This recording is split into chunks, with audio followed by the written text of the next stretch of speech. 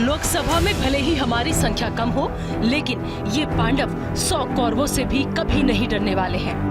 ये शब्द है 80 साल के मल्लिकार्जुन खड़गे के, जिसको कर्नाटक में दलित राजनीति का पोस्टर बॉय कहा जाता है।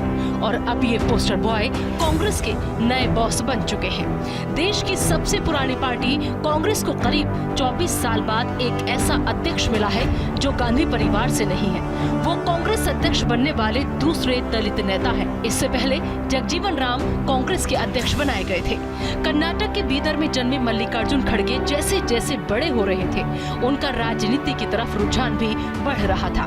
कर्नाटक के राजनीतिक गलियारों से निकल देश की राजधानी में अपनी छाप छोड़ने वाले खड़गे ने वकालत की डिग्री ली और अपने शुरुआती दिनों में लेबर यूनियन का केस लड़कर लोकप्रियता हासिल की।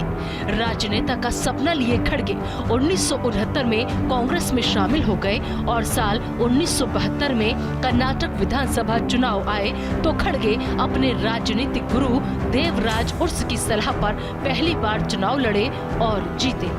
कर्नाटक की गुरमितकल सीट खड़गे को ऐसी रास आई कि वो 9 बार लगातार यानी 2008 तक गुरमितकल सीट से जीतते रहे। ऐसा नहीं है कि खड़गे के राजनीतिक जीवन में उतार चढ़ाव नहीं आए। खड़गे भी एक बार कांग्रेस का साथ छोड़ चुके थे, लेकिन वो ज्यादा दिन कांग्रेस से अलग नहीं रह पाए और वापस कांग्रेस में शामिल हो गए।